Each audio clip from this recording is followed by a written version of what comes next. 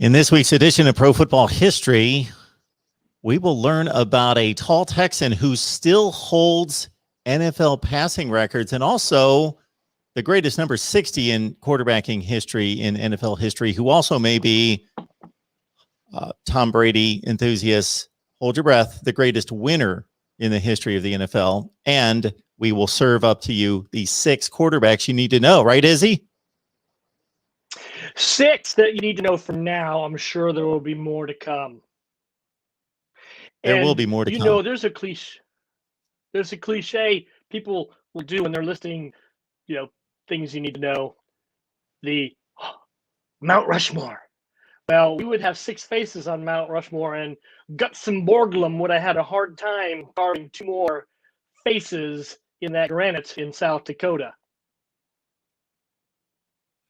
It took only about 45 seconds for you to go to a reference that I'm unaware of, but now I know. Well, it's not a sports reference, so that's why you're unaware of it, Mark. Nothing personal. Yes, I'm a bit narrow-minded in my obsessions in life. Gutzon Borglum was the mastermind behind the carving of Mount Rushmore and many others. But, that's another show for another day.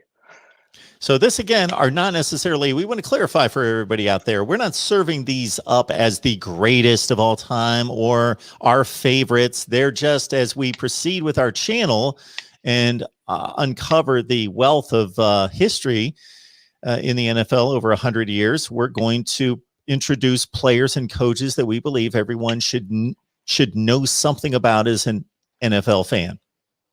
Right, and depending on where you are in your knowledge and your time devoted to the game, you may have heard these names. You might know a little bit about these people, or maybe they're new to you altogether. Hopefully we can, offer a little tidbit to each one of those people listening or watching today.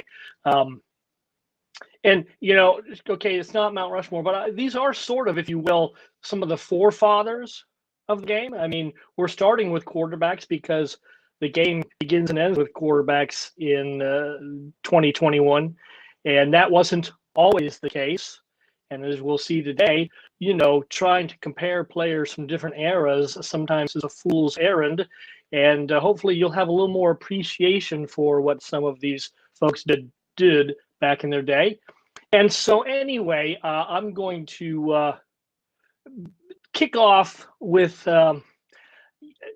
arguably the George Washington of NFL quarterbacks, not in terms of how long ago he played, but, most people, this is the name that pops up when you talk about where it sort of all began. And that's Johnny Unitas. Johnny U. Johnny Unitas played back in he spanned 3 decades. He played in the 50s, 60s, I think a little bit into the 70s as well. I started watching about the time he stopped playing. So I've never actually watched a game that he played in, but I've seen highlights and studied because I want to understand the game. And Johnny Unitas was he's an innovator, kind of one of the first to put up big numbers. But when you look at the numbers compared to today, you might say, and my heading for him would be, what's all the love for, right? So here are some just tidbits about Johnny Unitas. First of all, you open up footballreference.com and look at his stats. His touchdown to interception ratio is a meager 290 to 253, almost 50-50. And we touched upon this on our last show. Aaron Rodgers, he has 412 touchdowns against 89 interceptions. At this pace, is likely he might hit 500 before he hits 100 interceptions. So, in light of that, you might say, well, what's this guy, Unitas? What's he all about? But the game was different then. Like we talked about, the rules of how you could play defense against the pass were different, and it was sort of a run-oriented game, right? But in the midst of that era, Johnny Unitas stood out. He has a record that stood all the way till I think of 2012, where he had 47 straight games with a touchdown pass. And Drew Brees took till 2012, I think, to finally break that record that he had. he's sort of the father of the 2-minute drill. And back in those days, things were helter-skelter, and he had a plan. He would march down the field methodically at the end of a game to steal a victory. Perhaps one of the greatest quarterback to receiver tandems, and we'll have a show about that. Unitas to Barry. Both these guys are in the Hall of Fame, and they were the combo before combos became a thing. And one last thing about him statistically anyway, he led the league in touchdown passes 4 consecutive years. No one's ever done that since. So I think that plus his 4 championships, including Super Bowl 5, place him as one of the quarterbacks you need to know about. Mark, what are your thoughts about Johnny U? Johnny U was not a huge prospect coming out of Louisville. He was drafted very low in the draft. I forget the round, but it was very low in the draft. It was in a round that no longer exists out of Louisville and was cut by the Pittsburgh Steelers. So he caught on with Baltimore Colts. He was 25 when he quarterbacked that game that we referenced in our first episode that is often referred to as the greatest game of all time. And that kind of ushered in the modern era of the NFL on television and captivated the nation. And he was the winning quarterback in his first NFL championship game, 1958, and was the guy during the 60s. Even if you go into the world of sitcoms, if they're referencing any NFL quarterbacks in the 1960s on your favorite sitcom from yesteryear, it's typically Johnny Unitas. He was just became a superstar, one of the very first in the NFL, and finished off with the San Diego Chargers. 1972 was his final year, I'm almost certain. And until Fran Tarkenton eclipsed his records, most of them right around 1975, he was the all-time attempts leader, yardage leader, completions leader, touchdown leader, with some what still hold up as pretty gaudy numbers, not to the all-time greats, but any guy that throws for 40,000 yards. And obviously in his era, it was unheard of. Yeah, and I think all of those things combined make him sort of the definition of what would be an icon. Yes, so. Johnny Unitas. Colts and Chargers. Who you got? I've got, I'm going even further got? back than you. I'm going back to Slingin' Sammy Baugh. Going back to 1937. He came out of TCU. He won the very first Cotton Bowl. And he was a quarterback, punter, defensive back. Now we're focusing, of course, on these players as quarterbacks. And I've got the only guy who played multiple positions. But this is just fascinating to me that this is one of these statistics that I've had locked in my head forever. He still has the all-time punting average leadership for a single season. He has the all-time record still at 51.4 yards per punt in a season. And he also led the league in passing, led the league in defensive interceptions with 11, and led the league in punting the same season. He won a couple NFL championships. He was player of the year back-to-back years in 47 and 48. Great quarterback for the Washington Redskins. Failed to recognize his team there. Led the league in completion percentage 8 times, yards 4 times, passer rating that they had then. I'm sure they didn't have it then, but in going back and recycling the books. Yeah. 6 times passer rating, and was in the inaugural Hall of Fame class of 1963. And get this, Izzy, when we talk about records and trying to compare through eras, you would never come across this one. In 1945, Sammy Baugh led the league in completion percentage, not at 52% or maybe 54%, 70.3% completion percentage in 1945. That's almost modern era number there. It's still the 4th highest completion percentage in NFL history for a single season. Wasn't eclipsed until 1982. He would have won another. Here's an oddity. I'll throw out a few oddities with Sammy Baugh. This is tremendous. Great stuff that would never happen today. He lost the NFL championship game, his team, by 1 point in 1945, 15-14.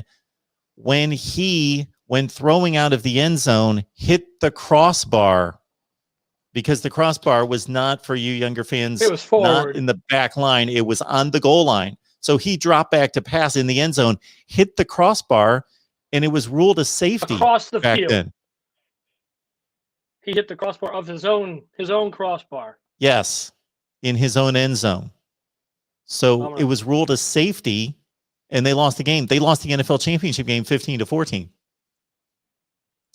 And he also became just became a great legend also by the way he practiced. Was he hung a tire, and you can see this on NFL films. There are some great NFL films of Sammy Baugh. He was a character. He was a bit like to throw around some obscenities from time to time, but a great interview, great old time stories. But Sammy Baugh.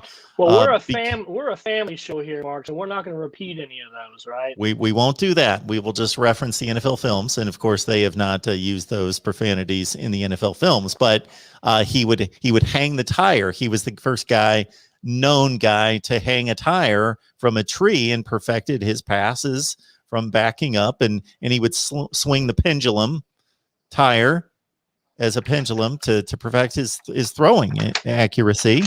And one last thing about Slinging Sammy Baugh: when he arrived from TCU in Redskins camp, he was paid. He was the highest paid player on the team as a rookie, and the coach took exception to that. And Sammy tended to brag a little bit about his ability. And the head coach at the time, Ray Flaherty, said, "Oh, if you're so good, next route, I want you to hit this receiver right in the eye." And you know what Sammy Baugh's response to him was? "Which eye?" So there's old Slinging like Sammy Baugh. That sounds like a kind of guy Mark Rogers would like. Little braggadocio. I love it. Well, let me move along. So now we have Johnny Unitas and Baltimore Colts, and we have Slinging Sammy Baugh. The third guy on this list, I'm going to put under the heading of doesn't get a lot of love for a guy who won 5 straight NFL championships. And stop me if you've heard this before. Postseason record of 9-1. Who can mention that? Who can come close to that, right? I mean, and this guy, stop me if you've heard this before too. Late pick in the draft, came out of college having shared the passing duties. Kind of sounds like a guy we know now, Tom Brady, right? Do you remember what pick Tom Brady was in the NFL draft? Brady was 199. He was 199, and a 17th rounder. My next guy, Bart Starr of the Green Bay Packers, was a 17th rounder, and he was pick number 200.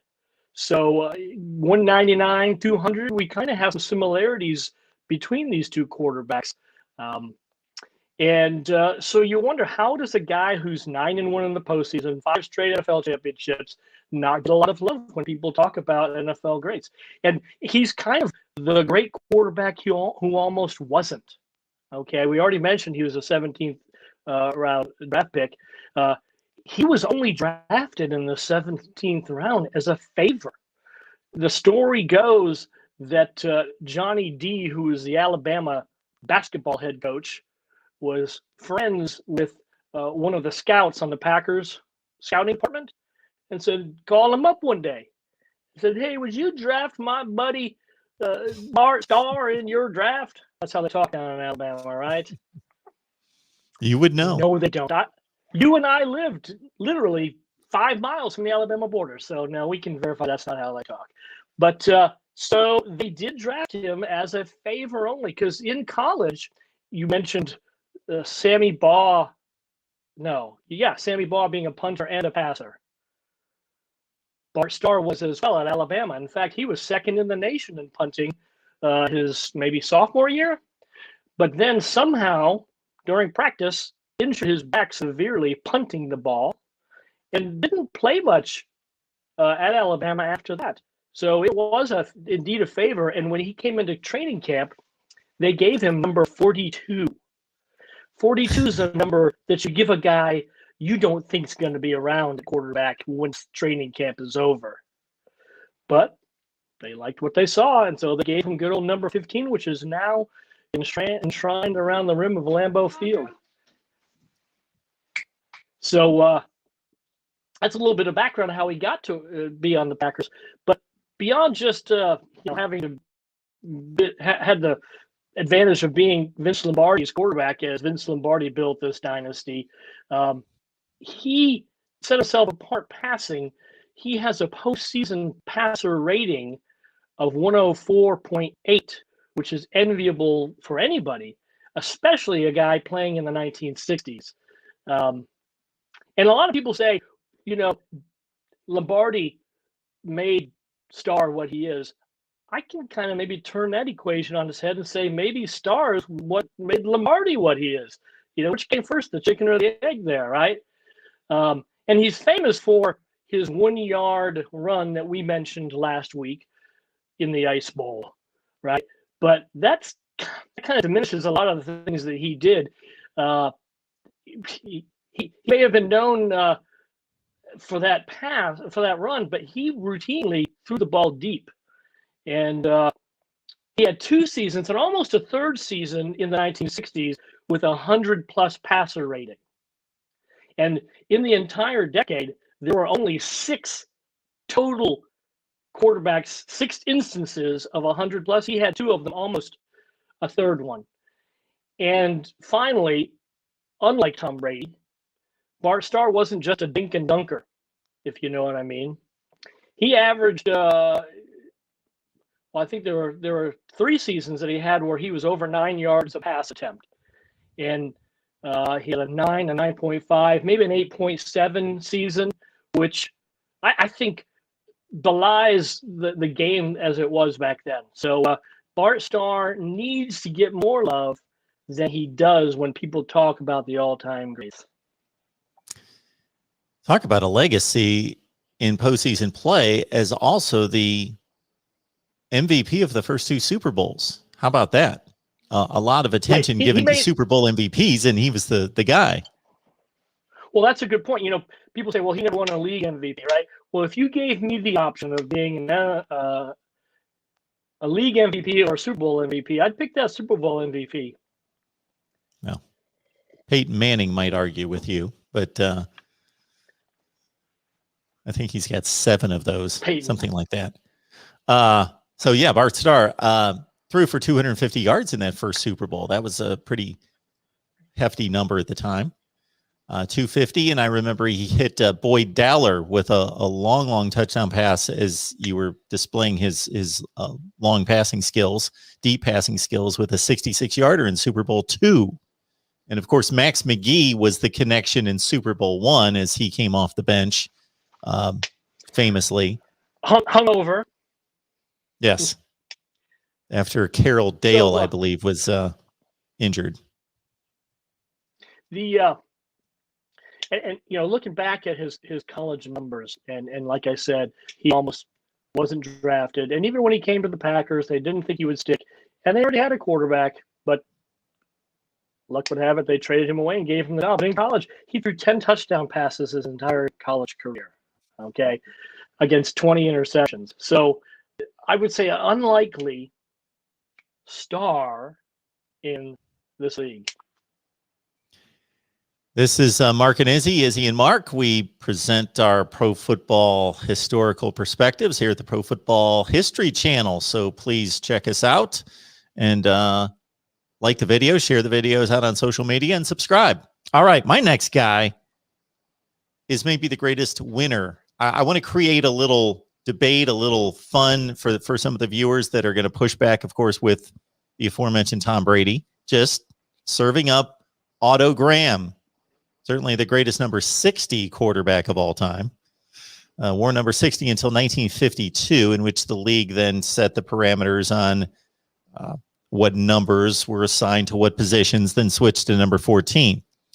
I will mention Bart Starr had the highest completion percentage in the history of the NFL up until the time he retired. Otto Graham had the highest passer rating at that point, and until much later, until Roger Staubach overtook him. number one rating of all time.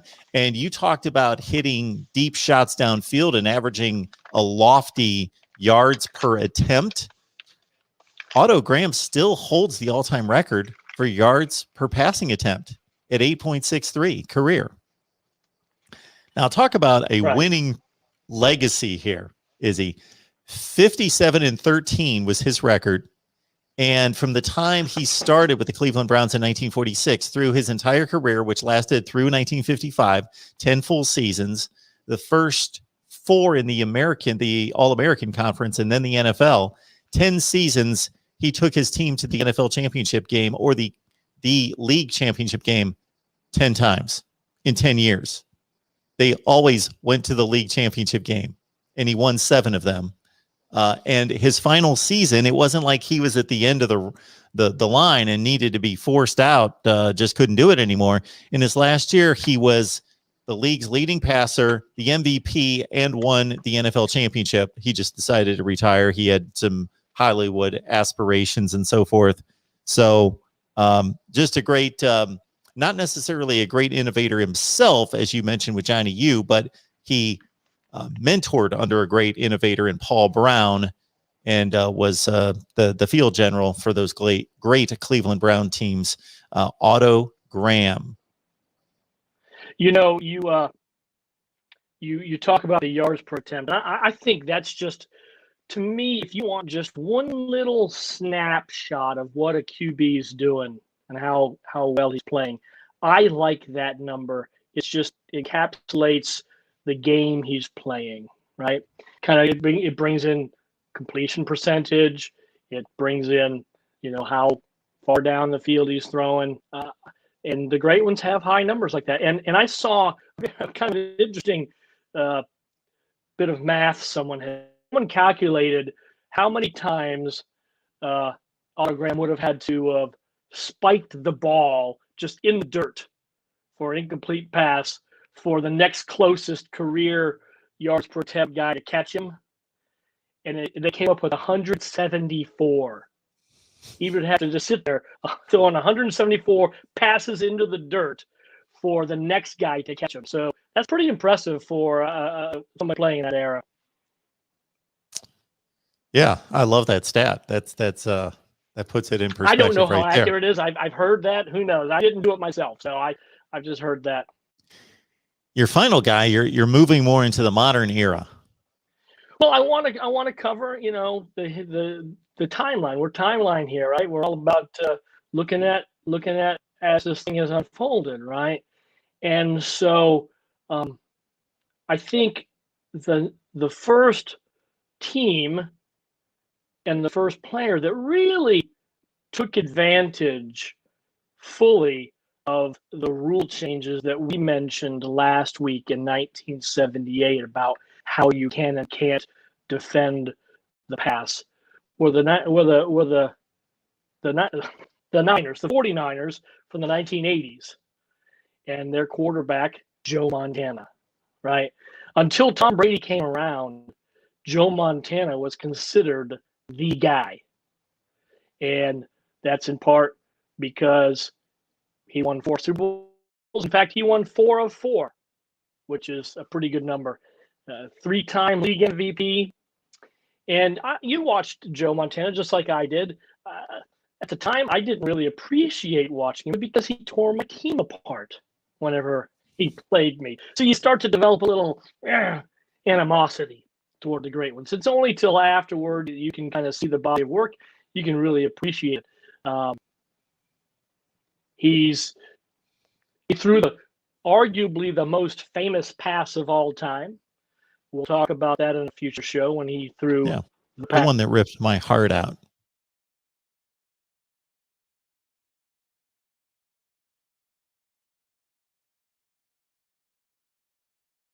Them into one of the all-time great dynasties. And we talked earlier about quarterback receiver duos. I think that none other are greater than Montana to Rice. Are you still there, Mark? I'm kind of losing you. I hope I'm still here. I thought I was Okay, losing yes. you. Okay. They also almost pulled off the first and only three-peat of Super Bowl championships from 88 to 90. If you remember, Mark, in the 1990 championship game, NFC championship game, Montana went out with an injury leading the game. And when he went out, the 49ers ended up losing and not going to the Super Bowl after that. Yes. But he was blindsided by Leonard Marshall. Leonard Marshall, right. He was just known as a guy who, sure, you could say he was the product of a system, but he ran that system, the West Coast offense, meticulously. And he threw just the softest pass to catch. You'll see lots of highlights of Jerry Rice catching footballs. You never see a bad pass that Jerry has to go reach for. There's just this beautiful little soft pass that falls into his hands. And I just viewed Montana as like an artist, you know. So unless my feed is bad, Brent, Izzy, you're frozen, but we can hear you. I believe you're frozen, but we have to see until the final record here. So we're going to finish it up with my final selection and a guy that I would have at one point, I no longer would make this statement, but at one point I would have argued as the greatest quarterback of all time. And that's Roger Staubach, who played at the Naval Academy, won the Heisman Trophy in 1963. And because of his military service, did not start for the Dallas Cowboys until he was 29 years old. So his all-time numbers in career were truncated considerably. He basically played from the age 29 till 37. So when he finally made it to the Dallas Cowboys, Don Meredith was the quarterback. He had to wait for him to retire. Craig Morton and Staubach then had a quarterback battle in which Tom Landry probably made what he later admitted to be the worst mistake of his coaching career in shuttling them back and forth and not being able to decide who the quarterback was. So finally they shipped out Craig Morton, and Staubach finally became the starter in 1971. So he only had a 71 through 79 run as the starting quarterback for the Dallas Cowboys. But in his very first year, they won the Super Bowl. He retired with the highest passer rating in history and actually was playing his best football at the end of his career because he was more runner than passer early in his career with Tom Landry, with Ro Fitz trying to harness in Roger Staubach in terms of just running the play as it was designed and not running all over the place, dodging people. He developed his passing skills and his ability to throw from the pocket later in his career and throughout his career, and picked up the nickname Captain Comeback. He led tremendous comebacks, and the Dallas Cowboys pretty much lived in the NFC Championship game while he was the quarterback. They always made a deep, deep playoff run. He took them to 5 Super Bowls in 9 years. They won a couple. They lost a couple. Every Super Bowl they lost was a nail biter. 2 of them famously when he was in play to the Pittsburgh Steelers, and a 21-17 game, a 35-31 game to the great Steelers teams. And just so somebody doesn't jump on me out there, I understand Craig Morton was the quarterback for the first Super Bowl in 1970, the 71 Super Bowl. Then Staubach started the next season. So 4 Super Bowls for Staubach, a 2-2 record. And he was just phenomenal through that Hail Mary to Drew Pearson in the 75 playoff game against the Minnesota Vikings that eventually got the Cowboys to a Super Bowl. What I remember about watching Roger Staubach, another guy who drew my ire because he would beat my team, his ability to scramble out of trouble, and he threw a very beautiful deep pass, right? But you talk about those Super Bowls. He was, the games he played 2-2. If he's only 2-2, right? Those 2 losses were by I think total of maybe 8 points. Yes, 21-17, 35-31. Right. 8-point total. And those losses, actually all of the Super Bowls, were against some of the toughest defenses that have ever graced the gridiron. So I don't think you should disparage his 2-2 record in championship games if you're a fan of the game. He was, and again, unfortunately, his prime years were spent serving the nation. I shouldn't say unfortunately. I salute him for having done that. Also, a very good man as well, a very good person whose life off the field matched his life on the field. So that's good thing to be able to say about somebody too. So we have our initial six. We'll call it the initial six that are quarterbacks you need to know. Mine being Johnny Unitas, Bart Starr, and Joe Montana, and Mark bringing a few others. Yeah, whoever those guys were. Sammy Baugh, Otto Graham, and Roger Staubach. It's a good place to start in understanding the forefathers of the passing game and how we got to where we are today. Yes, I think it's a good, broad view as we took it all the way up, thanks to you, to Joe Montana. Really the most prolific statistically of the six by far, that put up numbers that modern fans can relate to as being okay, still holding up as great statistically. We put the banner up a few minutes ago, 63+% completion career. The other guys in the mid 50s, the high 50s. All right, this is Mark and Izzy. We talk pro football history every week. We hope you'll join us. Leave us your comments, your questions, your suggestions and recommendations and requests. And we will post one of these every week. We love football. We love the NFL, both of us, and just can't wait to dive into more topics. So we hope you will join us. Izzy, it's been fun talking some of the great quarterbacking legends. Yeah, and I can't wait to see what our topic is for next week. Should be, if it even compares to this, should be a wonderful show. And Mr. Happy says, stay happy. And we will figure that out in the meantime and see all of you here next week.